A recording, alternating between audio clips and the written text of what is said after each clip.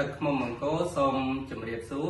ថ្ងៃនេះខ្ញុំសូមបង្ហាញបងប្អូនអំពីលំអងឃ្មុំ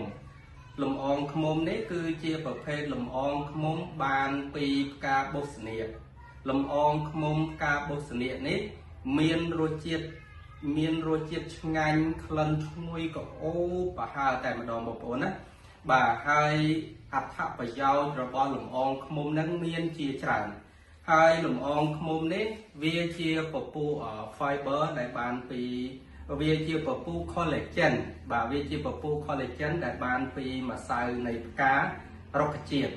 ហើយនៅក្នុងសារធាតុលំអងហ្នឹងគឺសម្បូរទៅដោយជាតិ fiber គឺជាសារធាតុមួយដែលជួយបឺតស្រូបជាតិពុលនៅក្នុងប្រព័ន្ធរំលាយអាហាររបស់យើងឲ្យបានល្អដែលវាធ្វើឲ្យដំណើរការនៃការបន្តបង់របស់យើងហ្នឹងស្រួលបាទហើយមួយទៀតលំអងឃ្មុំនេះជាពិសេសគឺលោកយាយលោកតាឪពុកម្ដាយរបស់បងប្អូនដែលគាត់អត់សូវមានកម្លាំងគាត់អត់សូវមានកំហែងគាត់ល្វើយតែគាត់អត់ចង់ហូបអាហារបាទគឺនៅពេលដែលគាត់ហូបលំអងឃ្មុំហ្នឹងទៅធ្វើឲ្យគាត់មានកម្លាំង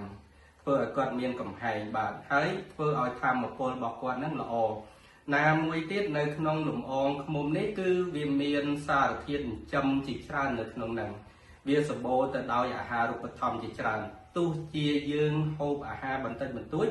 ក៏វាអាចទៅជួយបង្គ្រប់នៅសារធាតុដែលរាងកាយយើងត្រូវការដែរបងប្អូនណាបាទដោយឡែកនៅពេលដែលបុត្រធីតារបស់បងប្អូនពួកគាត់អត់សូវចង់ញ៉ាំអាហារអត់សូវឡើងគីឡូការលូតលាស់របស់គាត់អត់សូវល្អណាបងប្អូនអាចឲ្យគាត់ញ៉ាំលំអងឃ្មុំនឹងបានដូចគ្នាអត្ថប្រយោជន៍របស់លំអងឃ្មុំហ្នឹងគឺបែបហ្នឹង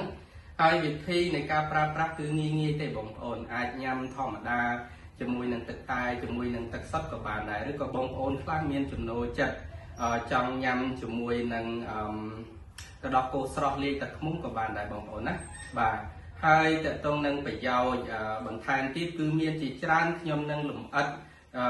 បន្ថែមពាក់ព័ន្ធទៅនឹងអត្ថប្រយោជន៍របស់លំអងឃ្មុំនឹងមិនមែនមានតែប៉ុណ្្នឹងដែលខ្ញុំរៀបរាប់ទេបងប្អូនមានជាច្រើនទៀតដែលវាជួយឲ្យសត្វតែជាចំណុចពិសេសដែលរាងកាយយើងត្រូវការហើយជាពិសេសបងប្អូនដែលមានឪពុកម្ដាយគាត់រក្សាសីលគាត់អត់ទទួលទានអាហារពេលល្ងាចរឹតតែពិសេសសម្រាប់ពួកគាត់ជាពិសេសមែនតើគឺបងប្អូនដែលមានបញ្ហាកើតជំងឺទឹកនោមផ្អែមអត់ចង់ប្រើជាតិស្ករច្រើនប៉ុន្តែនៅពេលដែលអត់ប្រើជាតិស្ករគាត់អត់មានកម្លាំងអញ្ចឹងនៅពេលដែលបានប្រើលំអងហ្នឹង